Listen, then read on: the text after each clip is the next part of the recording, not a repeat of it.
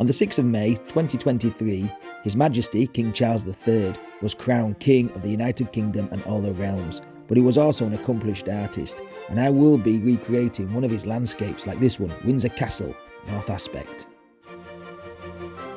Now the King favoured watercolour over oil paints, and we'll get more into that as we go along in the video, but I'm using oil paints for this particular painting. I've treated the canvas with a little bit of linseed oil and titanium white just up in the sky, and I'm hitting the sky with a nice peachy colour made from yellow ochre, a little bit of cad yellow and some red. I'm just mixing that in with a little bit of a fan brush, creating some of the original cloudy shapes as we go along. Now we're adding a little bit of a purpley colour, just as the original has.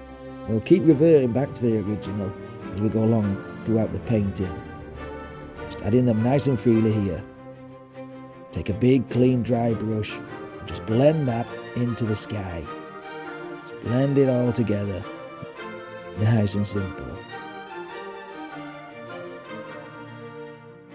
Now the original painting, the Windsor Castle painting, the North Aspect, was painted by King Charles III when he was Prince in 1995, and he favoured watercolours over oils or any other medium because they were quick and they could dry pretty quickly, and that helped him out a little bit with the surveillance and the security around sitting out doing plein air paintings. Now all I'm doing here is just blocking in some grey tones just around the castle and then filling that in. Just a little bit of grey tone, and I'm just mixing a little bit of different colours in here and there and there and here. I'm trying to stick as close as I can to the original. It's very difficult, obviously the two mediums are just completely different, watercolour and oil paints, but we're trying to get there, Now in 1977, the King, who was then the Prince, had his first exhibition at Windsor Castle. And as we know, Windsor Castle is the traditional home of the royal family, and it's where the King's surname comes from, the House of Windsor.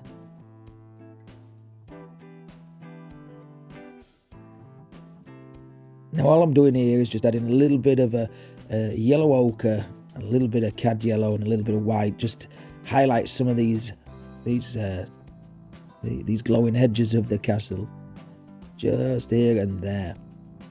Now the King is one of the most successful artists of all time, selling his paintings to raise money for charity, and boy does he raise some money. Some of these paintings go for a small fortune, a king's ransom should I say, but he does really good at it, and he favours to paint outdoor paintings rather than indoor. Landscape artist. I can't blame him, to be honest.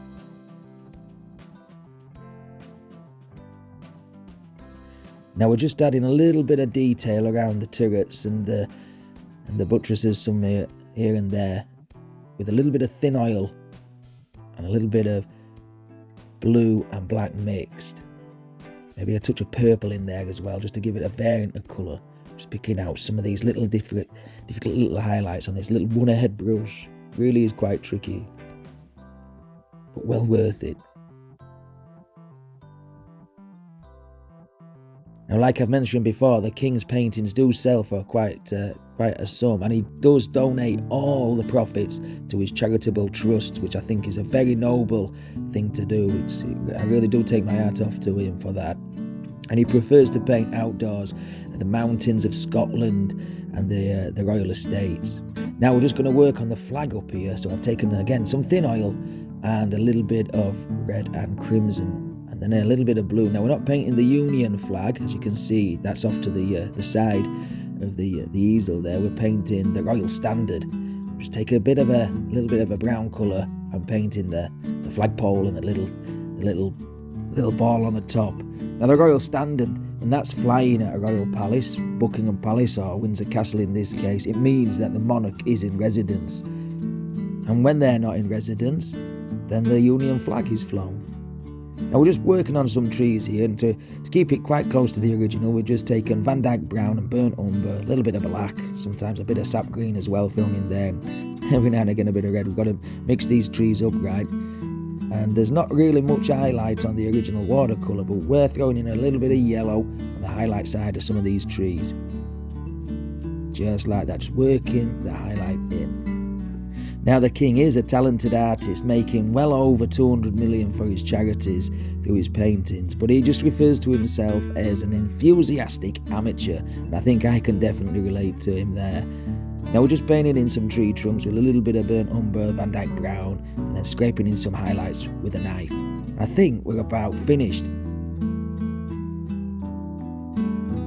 There we go.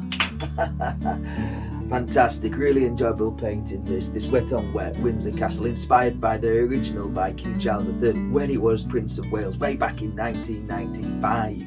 If you've enjoyed this one, give me a big old thumbs up, leave me a comment as well, and subscribe to the channel if you've not done so already. We're having a garden party today in the King's honour, so if you are, let me know. There's one thing left to do, that's take off the old flat cap, pop on the old party crown. Happy days, God save the King.